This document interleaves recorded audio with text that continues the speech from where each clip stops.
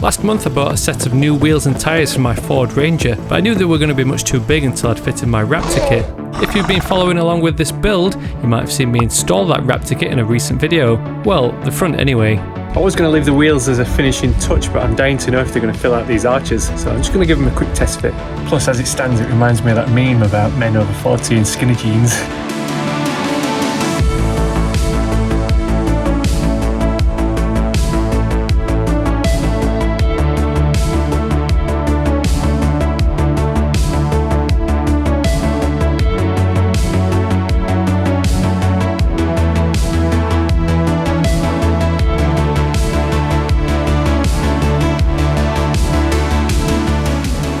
Well, the calculations just about work out on paper. You can see how the edge of the tyre does go just about in line with the arch, but that's like the widest part, because these tyres are a 285 as opposed to a 12.5. I guess in a 33 by 12.5 would have given a little bit more bulge to the tyres and would have filled out this arch a bit more. So I kind of wish in hindsight I'd have gone for 33 by 12.5 instead of 285 70/17s. The actual edge of the tread is quite far in. I do have some spaces in the garage, so I might try putting those on the other side just to compare how it looks.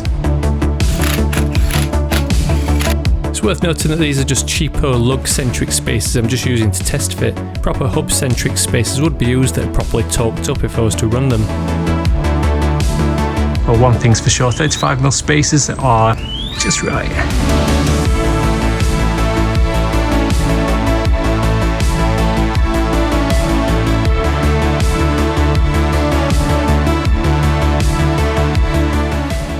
Although the fitment on this side is not too bad. So let me know down in the comments, left or right, spaces or no spaces. And just as a reminder, these are 17 by 10 minus 18 offset. So with the 35mm spaces, that works out to a 53 offset, I think, minus 53 offset. Just one last thought, I do have some mudguards that come with this Raptor kit. So let's go and test fit those, see if these provide a little bit more coverage with that extra poke. I think we all know the answer, it's gonna have to be spaces, isn't it? It's me again, I've been playing some more. Check it out, this is with both wheels with spaces.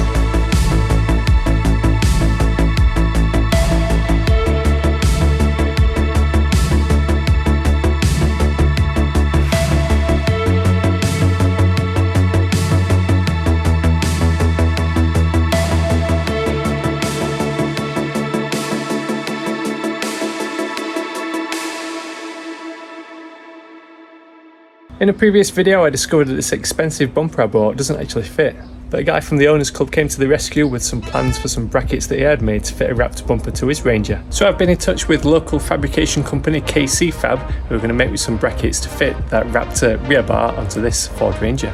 The only problem is I'm home alone at the moment. I've got to get that big hefty bar in the back of here somehow on my own, and just typically it started raining again.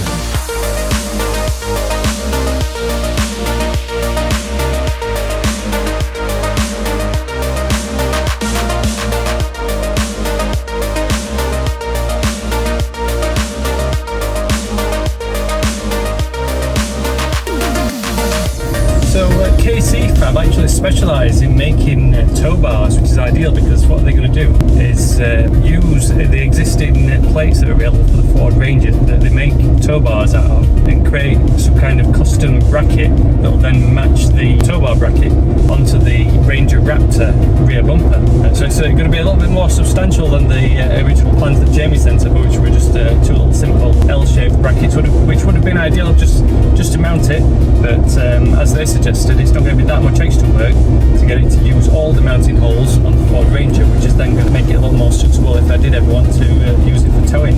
Plus, being a tow bar specialist means that they've got the hitches available that's going to fit in the 2-inch American style receiver that's on this bumper. Plus, I'm going to probably need some kind of drop hitch if I ever did want to tow with this thing after it's been lifted. Now, I did manage to load the rear bumper by myself, so I'm on the way down there now. So I'm going to drop it off with them so that they've got the bumper there for any measurements they need to take and to get these brackets made up perfectly.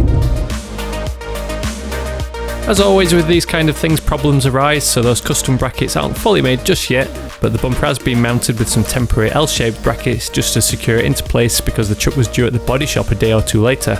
That means I'll be heading back down to K&C Fabrications again in the future, but as they mentioned, that will give them the opportunity to tweak the specs of these mounts to make it fit even better than standard by shifting the bumper upwards and inwards a little bit. Even on the authentic Ranger Raptor, there's a bit of a gap between these aftermarket bumpers and the tailgate, so being able to tweak that with these custom mounts will be a bonus.